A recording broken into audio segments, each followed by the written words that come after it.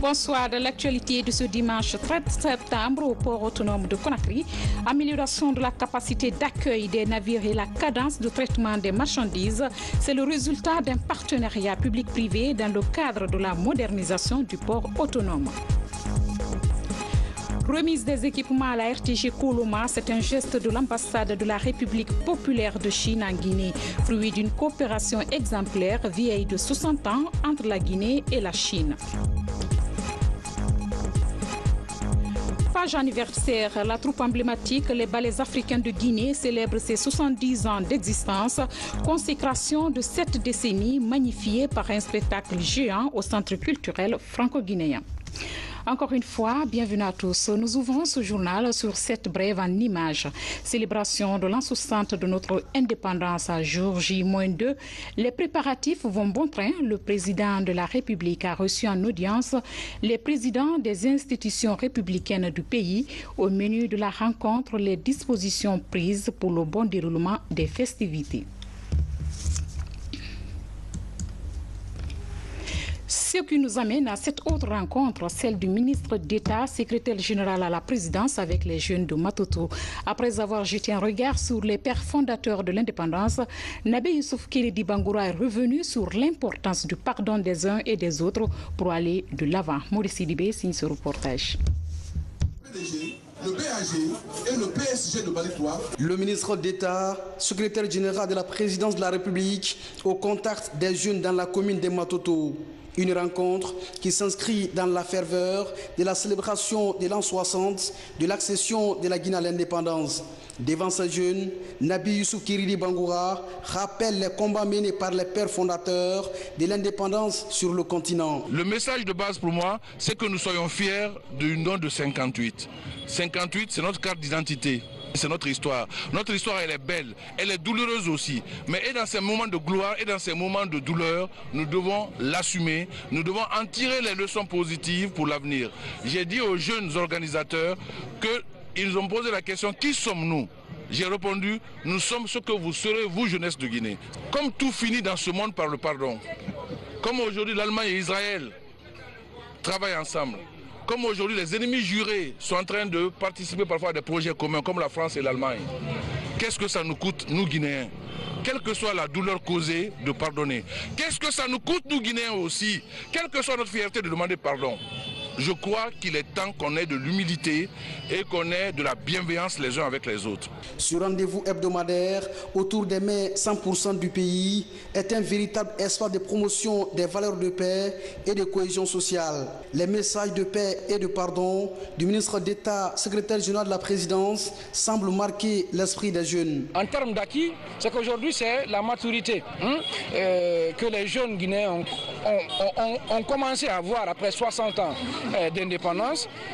C'est cette nécessité de redéfinir la conception de la politique en Guinée, la façon de faire, n'est-ce pas, la politique, mais aussi la façon de faire, la façon de percevoir, n'est-ce pas, notre histoire là.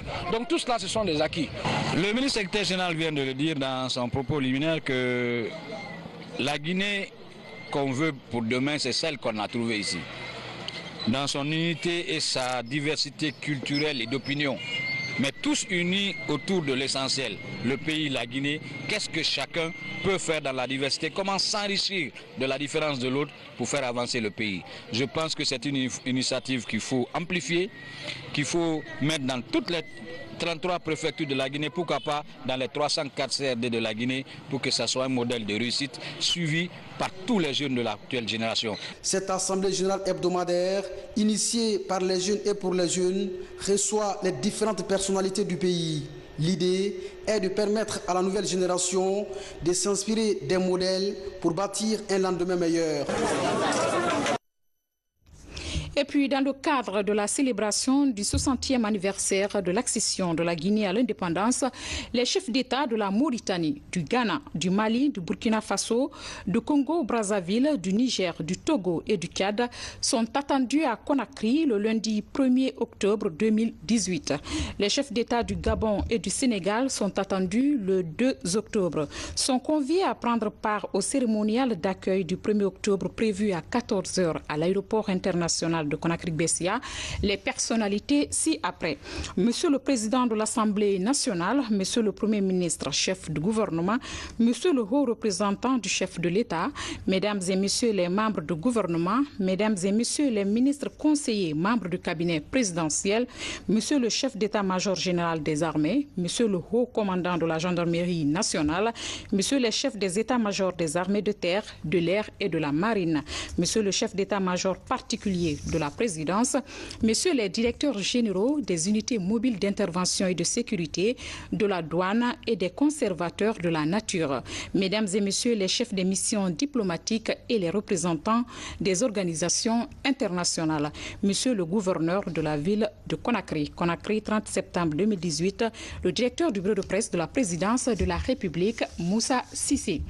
Je vous le disais tantôt, dans 48 heures, la Guinée va célébrer les 60 ans de son indépendance. Et c'est la course contre la montre pour la commission d'organisation. Les autorités s'activent à tous les niveaux. C'est le cas du gouvernorat de la ville de Conakry, qui contribue aussi à l'assainissement et à l'embellissement de la ville. Moussa Bangoura, Ousmane Kamara. Conakry, dans la ferveur de l'an 60 de son indépendance. À 48 heures de la célébration de cette fête, les autorités du pays s'activent pour la réussite de l'événement. À la place des martyrs, par exemple, des travaux de réaménagement et de nettoyage sont entrepris.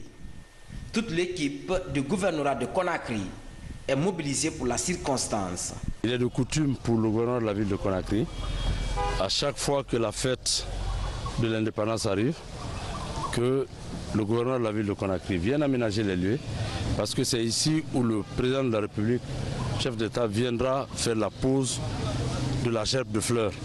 C'est pour cette raison que tout le cabinet s'est mobilisé pour travailler à la place des martyrs qui doit recevoir le chef d'État avant qu'il ne soit au stade du 28 septembre pour la fête des octobre. Et vous avez dû constater qu'on avait commencé à faire des guirlandes pour annoncer vraiment cette fête du 2 octobre. C'est les travaux qui sont en train d'être aménagés maintenant. L'assainissement de la ville de Conakry, vous l'avez déjà vu. L'autoroute est en train d'être assainie. On est en train de planter les fleurs, mais aussi les plants qui vont être aménagés au niveau de l'autoroute pour dire au peuple de Guinée que c'est la fête du 2 octobre qu'on entend faire. Du port autonome à l'avenue de la République, le tricolore national annonce la fête. Un peu plus loin, des techniciens installent des jeux de lumière.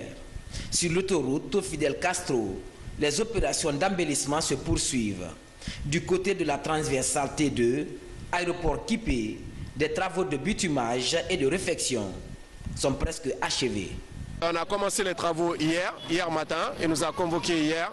Et comme vous voyez, en fait, tous les travaux s'avancent très bien.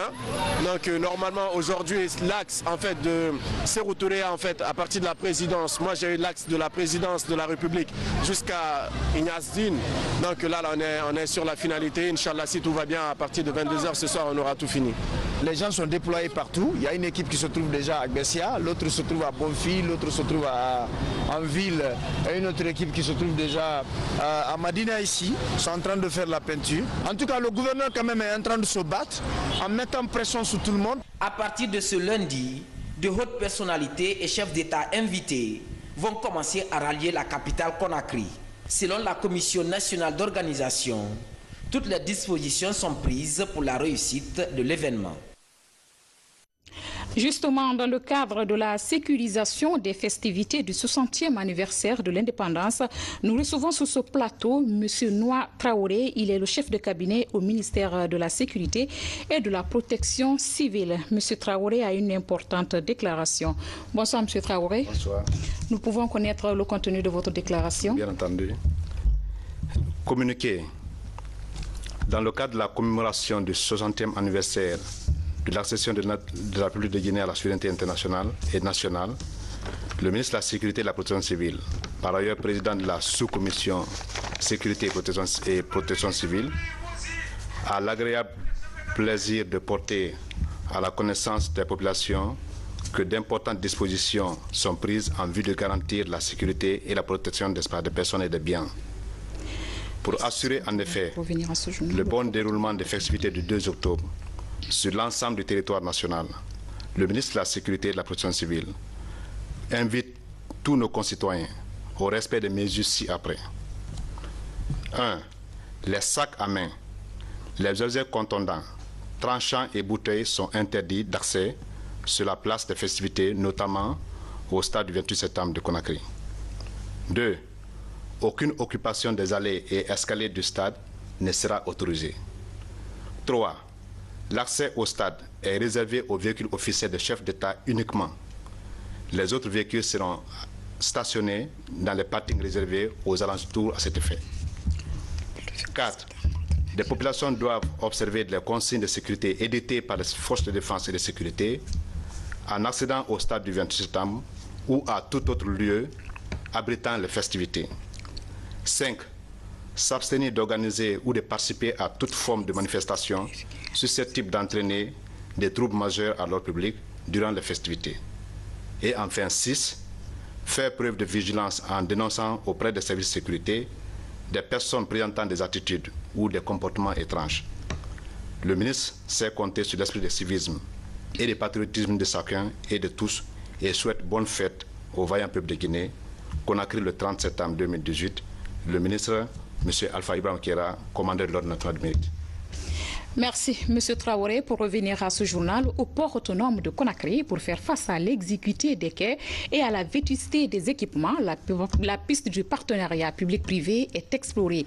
Un partenariat qui engendre des résultats satisfaisants au niveau du terminal à conteneurs, où les investissements du groupe Bolloré améliorent la capacité d'accueil des navires et la cadence de traitement des marchandises. Fodé Camara nous en dit plus. Depuis la Première République, des partenariats publics-privés sont initiés pour la gestion de l'espace portuaire, à l'image des 2 terminaux miniers dédiés à la bauxite et à l'alumine, des terminaux cédés à Rusal Sebeka et à Rusal Frigia. Le port va être garant des relations entre Al-Bayrak et les autres concessionnaires. Il y a le terminal à conteneurs qui est concédé, il y a le terminal aluminier qui est concédé à Frigia, il y a un terminal bauxitier qui est concédé. Donc Al-Bayrak aussi c'est la même concession. Si concession égale vente, le port est déjà vendu il y a longtemps. Donc ce n'est pas une vente. Ça répond aussi à une réforme portière qu'on appelle le port propriétaire. Parce qu'il y a 4 formes de gestion du port. Il y a le port public, il y a le port outil qu'on appelle tout le port, il y a le port propriétaire, landlord port, et il y a le port privé. Maintenant, la meilleure forme de gestion des ports aujourd'hui, à l'image des grands ports du monde, tels que le port de Rotterdam, tel que le port d'Anvers, c'est le port propriétaire.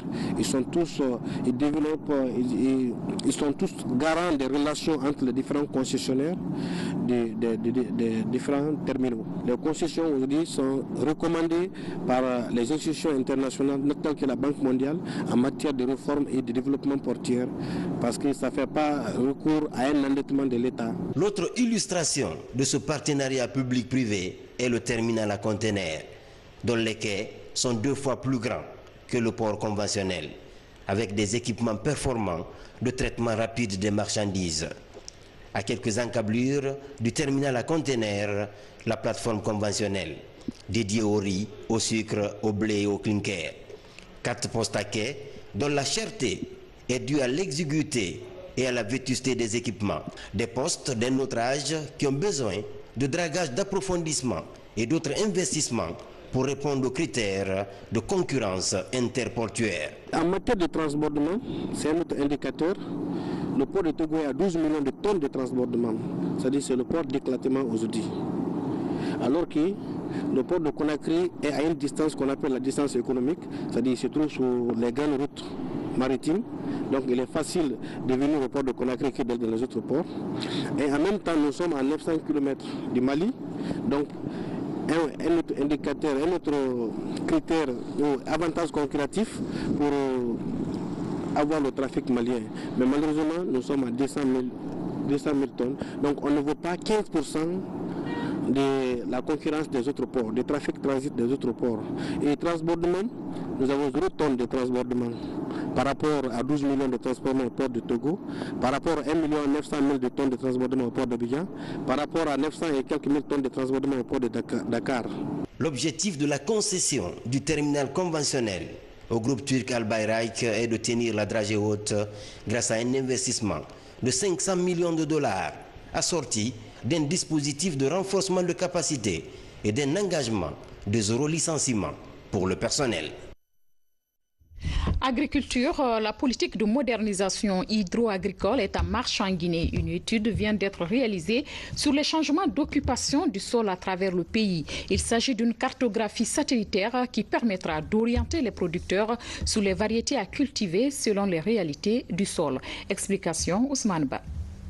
C'est une cartographie satellitaire portant sur les changements d'occupation des sols à travers le pays sur une période de 10 à 20 ans. L'étude est déjà bouclée. Les résultats sont présentés à ces cadres au cours de cette rencontre de restitution de la phase pilote du projet de zonage agroécologique. La mesure permettra au département de l'agriculture de déterminer le potentiel des terres pouvant faire l'objet d'aménagements hydro-agricoles. Le zonage agroécologique, si nous prenons du point de vue purement technique, c'est un découpage du pays, de l'ensemble du territoire national, en tenant compte des différents paramètres environnementaux, des différents paramètres socio-économiques qui vont être intégrés dans un système d'analyse pour essayer de discriminer les différentes zones. On dit agroécologique parce que nous nous focalisons sur les aspects agronomiques. Quelles sont les conditions naturelles qui sont adaptées aux productions agricoles dans différentes localités? Ce projet de zonage agroécologique, il est porté par le ministère de l'Agriculture et appuyé par un financement de l'Agence française de développement. Il consiste en fait en deux phases. Une première phase pilote et ensuite une phase d'extension à tout le territoire pour la réalisation d'une carte d'occupation du sol et des changements d'occupation du sol qui ont pu avoir lieu sur 20 ans. On a pris comme période de référence la période 1995 à 2015, donc sur 20 ans, on va mettre en place des changements d'occupation du sol.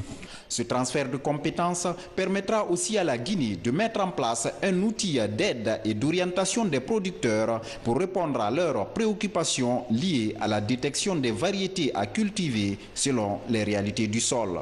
Le zonage agroécologique, c'est plus qu'important pour le ministère de l'Agriculture à bon escient.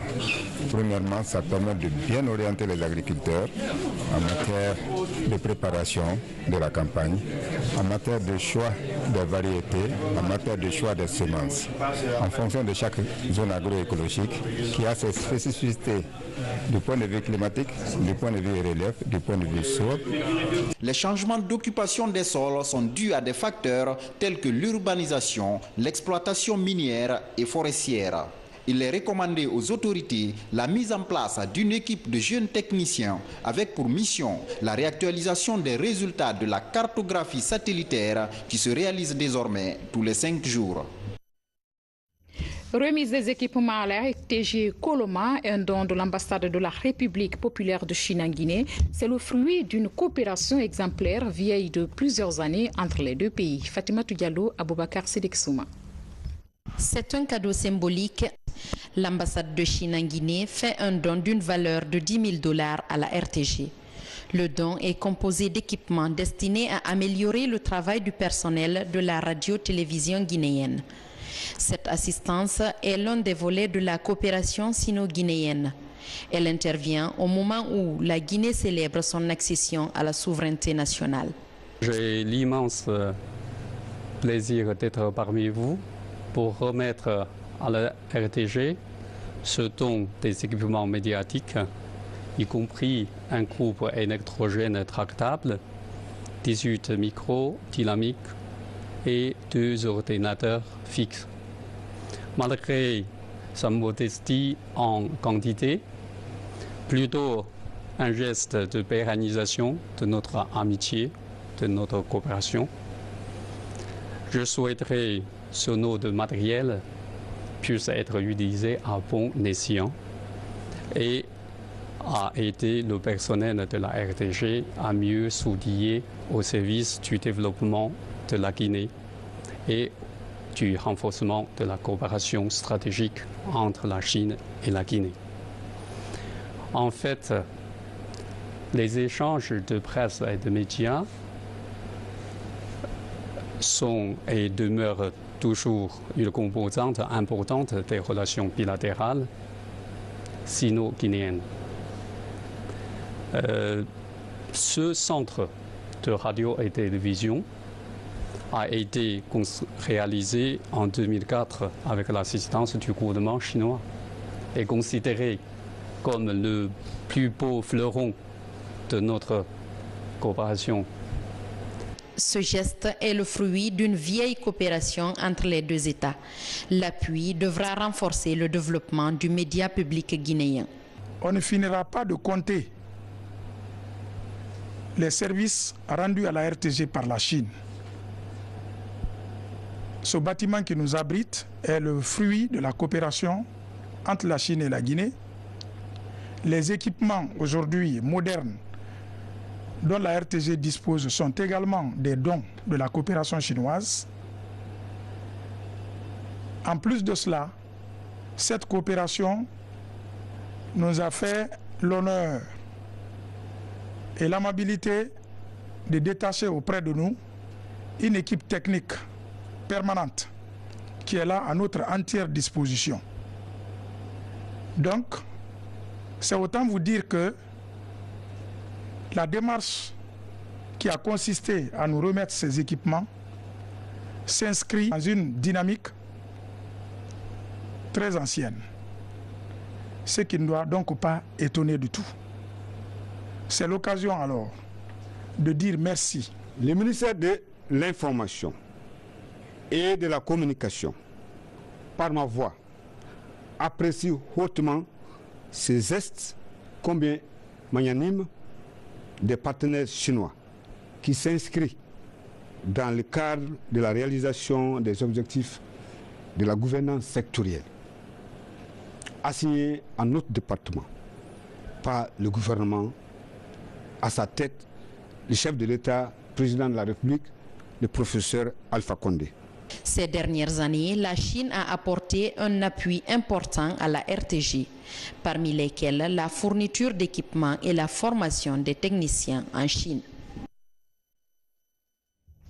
Actualité sanitaire, 40% des personnes qui souffrent des maladies tropicales négligées dans le monde seraient en Afrique. En Guinée, le ministère de la Santé et l'ONG Helen Keller conjuguent des efforts pour l'éradication totale de ces maladies. Abdulaziz Baldé nous en dit plus. Les maladies tropicales négligées sont très peu connues en Guinée.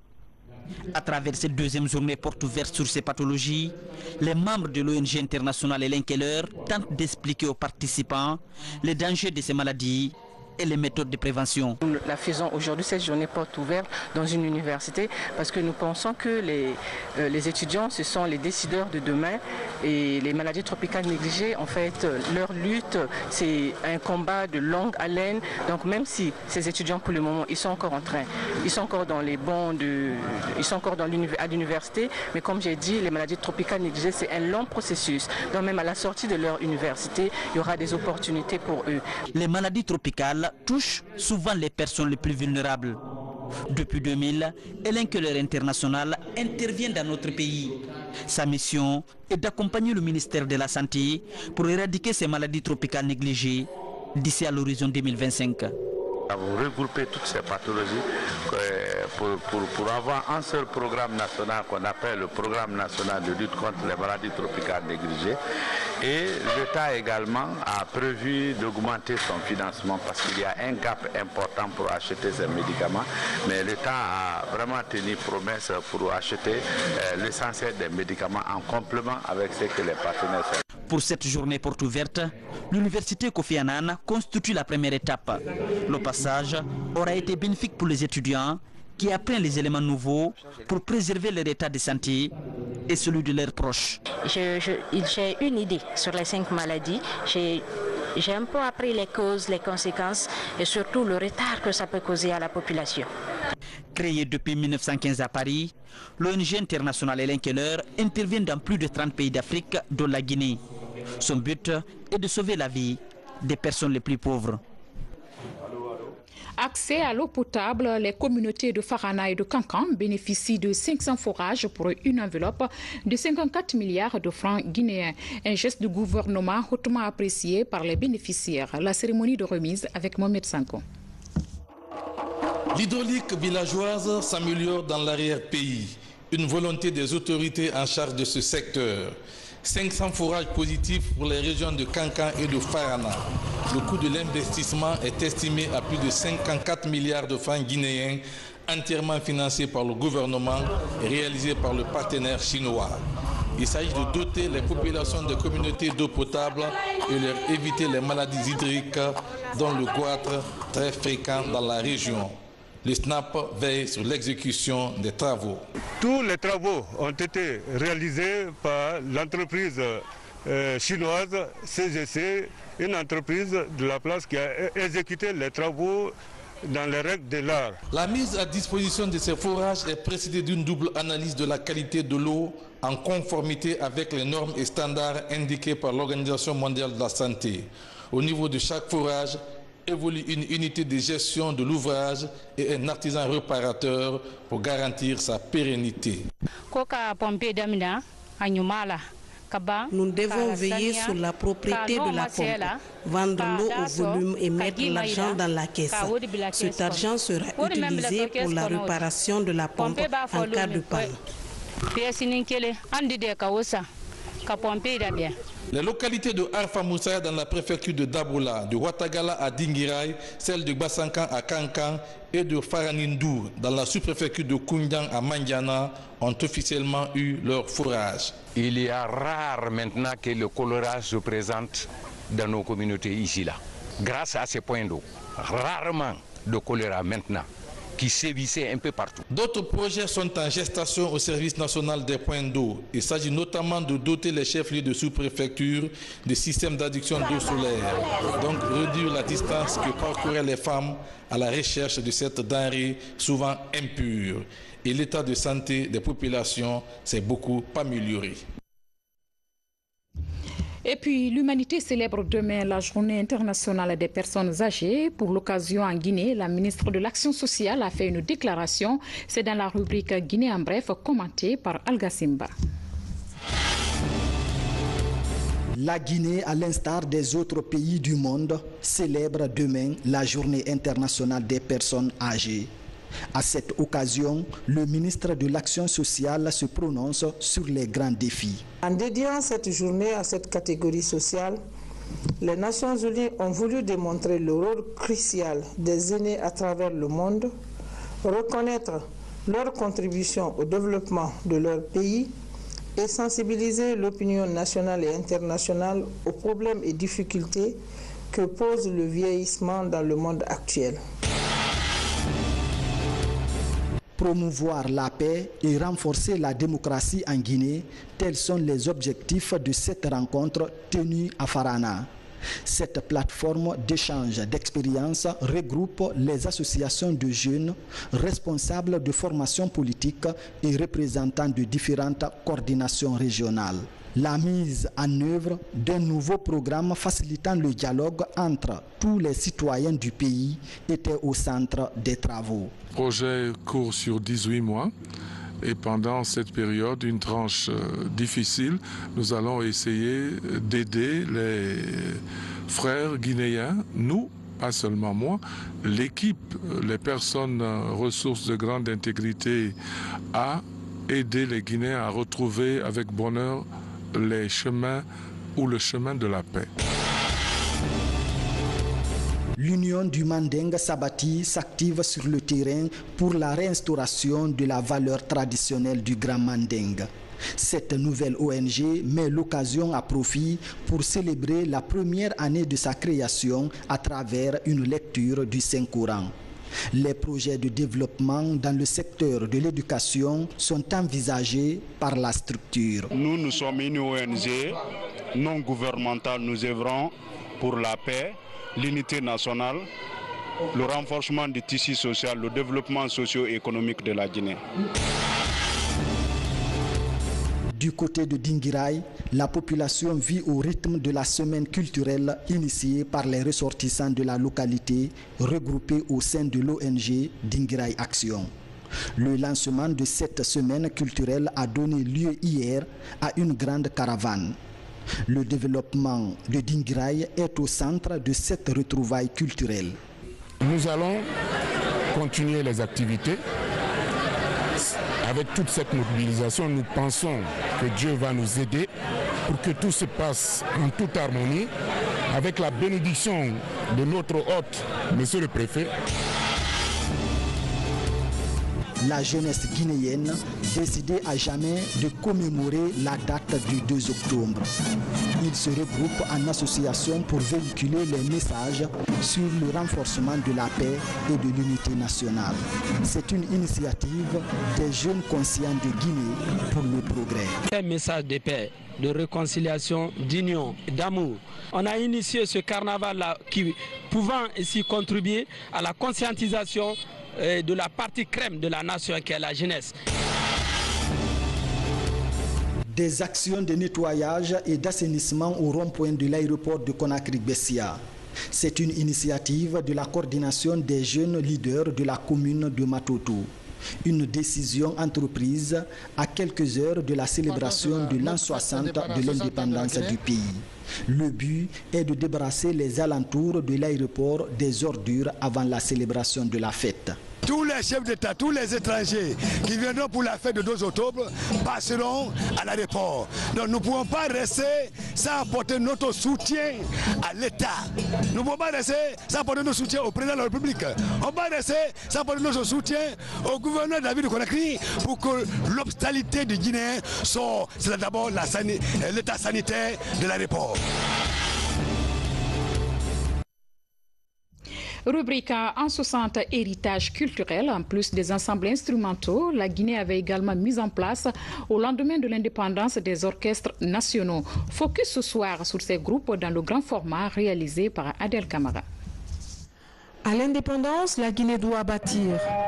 Restaurer son patrimoine culturel avec une touche moderne devient un enjeu de survie nationale. Son patrimoine musical riche de par sa diversité sera sa bouée de sauvetage. En 1959, les groupes privés hérités de la colonisation sont fondus dans un grand ensemble national, le Sili Orchestre. Un Martiniquais engagé introduit le saxophone et initie de jeunes artistes à son utilisation. Aussitôt, la réputation de l'orchestre grandit. De nouveaux ensembles sont créés, Bala et ses baladins, Keletigui et ses tambourini animent les places de loisirs les plus en vue. Au fil des compétitions, quinzaine artistique nationale qui se transforme en festival national, le Bembea Jazz va remporter 3 fois de suite le premier prix dans cette compétition nationale. Premier orchestre, donc en 1966, décembre, il va donc être élevé au rang d'orchestre national. Donc il viendra grossir le nombre des orchestres nationaux à 3. Et le Warrior Band aussi, au fil de leur performance, va être élevé au rang d'orchestre national en décembre 1971. Voilà 4 orchestres nationaux. Et à côté de ces 4 orchestres nationaux, 2 orchestres paramilitaires renforcés sur l'eau, c'est-à-dire l'orchestre de la garde républicaine, le Boroban et les Amazones de Guinée, premier orchestre féminin. En 1961, Keita Fodeba, fondateur des ballets africains, devenu ministre de l'Intérieur et de la Défense, lance l'idée de constituer un groupe féminin au service de l'animation des soirées des forces armées. 4 ans plus tard, le groupe est rattaché à la gendarmerie nationale. Dans les années 80, ce groupe spécial prend le nom des Amazones de Guinée. Je sais que les Amazones ont été créées en 61. Puis c'est parti. Mais le grand succès des Amazones, c'était au festival de Lagos. C'est là où c'est parti le grand succès des Amazones de Guinée. Et depuis ce temps, je crois jusqu'à aujourd'hui, parce que la nouvelle génération évolue tellement bien que moi, quand je suis avec elle, je ne fais que pleurer. Avec toute cette organisation, la musique guinéenne tient la dragée haute aux sonorités les plus connues d'Afrique et du monde. Le coffret de Siliphone, la régie nationale éditrice de disques, présente plus de 1800 titres, un record sur le continent. On avait réussi à mettre cette organisation de l'action culturelle en place. Les autres pays voisins s'en sont inspirés. Parce que ça fait qu'eux aussi, ils ont créé des orchestres nationaux, ils ont créé des orchestres régionaux qui ont commencé eux aussi à faire des compétitions. Ça fait école. Si je prends le cas par exemple de l'ensemble instrumental et choral national, le président Senghor arrivé à Conakry à la première prestation de cet ensemble, et ça l'a inspiré pour créer l'ensemble instrumental du Sénégal. Le président Modibo Keïta aussi, lors de sa visite, quand il a vu l'ensemble instrumental et choral de l'avant de la Révolution, à son retour, il a créé un ensemble instrumental. L'esprit orchestre, formation orchestrale n'a pas totalement disparu, mais ça avait tendance à disparaître. Mais le flambeau est bien tenu par Petit Condé, le groupe Standard. Ousmane Camara débarque dans le paysage musical après le changement de régime. Petit Condé comble un énorme vide. Le groupe Standard sert de pont entre les anciens et la musique moderne. Par ses arrangements et des lives, Petit Condé accompagne de jeunes artistes. Nos doyens des orchestres nationaux ont beaucoup fait. Ils ont travaillé pour faire entendre la Guinée partout dans le monde entier. Donc, après le changement de régime, ils ont été abandonnés. Et moi, je me suis dit que avec tout ce que ces doyens-là ont mis en place et tout ce qu'ils ont fait comme travail ne doit pas partir comme ça là, dans l'anonymat. Aujourd'hui, la musique guinéenne, largement ouverte aux sensibilités étrangères, se débat à garder son originalité fondatrice. Ma musique se définit aujourd'hui comme un pont qui existe entre c'est-à-dire la musique traditionnelle et la musique moderne. Un pont qui existe entre la musique africaine et des autres musiques du monde, du reste du monde, que c'est savoir l'Europe, l'Amérique, l'Asie en quelque sorte, en tout cas tout ce qu'on a eu la chance d'écouter, et voilà, et c'est une diversité musicale, voilà. À savoir que mon pays aussi, la Guinée, c'est un pays en matière de rythmique très très riche, pour ne pas dire le premier pays en matière de rythmique, voilà, et les meilleurs percussionnistes sont toujours en Guinée. Héritière des emblématiques ensembles instrumentaux puis des orchestres, la jeune génération de musiciens et de chanteurs guinéens a un énorme défi à relever, maintenir le flambeau toujours haut et flamboyant. Sans transition des orchestres nationaux aux ballets africains, la troupe célèbre les ballets africains de Guinée a célébré hier les 70 ans de carrière. Une consécration d'un brillant parcours de 7 décennies magnifié par un spectacle géant au Centre culturel franco-guinéen. Hadi Kamara. Les ballets africains de Guinée, une création du célèbre homme de culture Fodéba Keïta. C'était à Paris. Ce groupe fête cette année le 70e anniversaire de sa création. Une fête qui coïncide avec le 60e anniversaire de l'accession de notre pays à l'indépendance. La Guinée n'a aucun bien culturel mieux que les ballets africains de Guinée. Il n'y a pas un moyen plus sûr de ramener les touristes en Guinée. Il n'y a pas un moyen plus sûr d'emmener les investisseurs en Guinée. Il n'y a pas un moyen plus sûr de ramener le monde en Guinée que les ballets africains. Pour connaître ton pays, il faut créer l'amour. Et les ballets créent l'amour avec l'étranger. Ce groupe a montré ici son talent et son savoir-faire avec une chorégraphie alléchante sur le battement frénétique du tam-tam, du balafon, sans oublier d'autres instruments traditionnels de notre pays. Je suis très contente, j'ai bien aimé, j'ai eu beaucoup d'impressions, j'ai bien aimé les gestes, la danse, cette façon de danser parce que pour moi c'est nouveau. Après la musique j'ai adoré et voilà, c'est intéressant parce que c'est national, c'est la culture. J'ai eu la possibilité de m'approcher à la culture africaine et ça m'a beaucoup plu, j'ai beaucoup aimé ça. Nous avons eu beaucoup de chemin à faire. Il fut un moment, on aurait perdu la chaîne. Mais je pense que ça va revenir.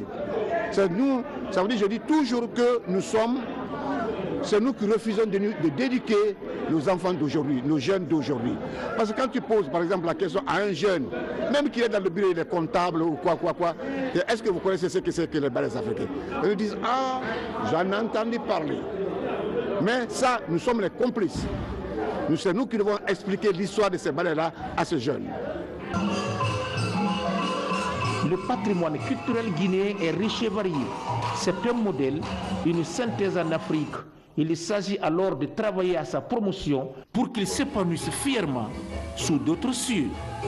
Je dis souvent que si nos chefs d'État disent que la Guinée est un scandale géologique ou un scandale agricole, mais la Guinée est un scandale culturel. Ça, ce que nous venons de voir, c'est nos commentaires. On ne peut pas commenter, c'est venez voir. C'est pourquoi nous demandons à tous ceux qui aiment la culture, qui ont entendu parler de la Guinée depuis les années 60, de tout faire pour voir les ballets africains de Guinée. Nous sommes convaincus que partout ils passeront, ils feront la fierté de la Guinée et de l'Afrique. Les ballets africains s'activent à relever à travers le monde l'expression traditionnelle des valeurs morales et intellectuelles de nos sociétés. Ce groupe entend entreprendre une tournée internationale dès l'année prochaine. Et ce public reportage pour boucler cette édition, Guinée Industrie dispose désormais d'une quatrième unité de production. Elle passe de 700 000 tonnes à 1 400 000 tonnes. Une évolution rendue nécessaire par les besoins croissants sur le plan infrastructurel. Makemedonzo. Inauguré en janvier 2013, après seulement quelques mois de travaux d'installation, le groupe GI Ciment avait une capacité de production de 500 000 tonnes par an. À l'époque, l'usine ne disposait que 2 broyeurs et devait faire face à une demande de plus en plus croissante. Consciente des enjeux offerts par le marché local, GI caresse alors l'idée de procéder à une augmentation de sa production. C'est ainsi qu'en 2015, le groupe passe à 700 000 tonnes par an. À cause de la qualité de son ciment, l'usine draine la plupart des gros contrats nationaux et élargit sa liste de clients potentiels. J'apprécie sérieusement le choix opéré par la société GI consistant à l'installation d'une usine de production de ciment comme ça, dans la mesure où le corridor nord-ouest de la Guinée pourrait constituer dans les années à venir le pôle industriel de ce pays, au regard des grands projets miniers notamment qui sont en train de s'installer, qui vont bientôt entreprendre des travaux de construction de leurs projets d'exploitation. Le pays ouvre de nouveaux chantiers, tant au niveau du privé que du public. La demande devient plus forte et l'entreprise décide d'anticiper en doublant sa production. Aujourd'hui, elle est passée de 700 000 tonnes à 1 400 000 tonnes de ciment par an en améliorant la qualité du produit. La qualité déjà est maintenue et nous, à GI, comme déjà vous avez constaté à partir de notre plan qualité, nous procédons beaucoup de types d'analyses. Nous procédons des analyses à partir du départ, à partir de l'embarquement de nos matières premières. Nous procédons aussi des analyses lors de la production et nous procédons aussi des analyses lors des expéditions de nos produits finaux. Donc aujourd'hui, en ce qui concerne la qualité, là, rien n'est à discuter. La croissance de la production entraîne des emplois.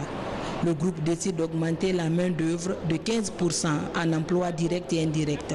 Le nouveau défi que se pose l'usine est de satisfaire les besoins de plus en plus croissants à l'échelle nationale. Aujourd'hui, avec cette inauguration et le doublement de notre capacité en passant de 700 000 à 1 400 000 tonnes, je pense que vraiment c'est un grand ouf de soulagement et un grand réconfort pour nous aujourd'hui pour dire que cette vision, cet objectif que nous nous sommes fixés a été atteint. En Guinée, le besoin annuel est de 1 500 000 tonnes de ciment.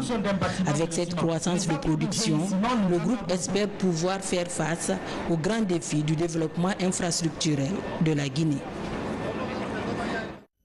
Et dans le cadre de la célébration du 60e anniversaire de l'accession de la Guinée à l'indépendance, les chefs d'État de la Mauritanie, du Ghana, du Mali, du Burkina Faso, du Congo-Brazzaville, du Niger, du Togo et du Tchad sont attendus à Conakry le lundi 1er octobre 2018.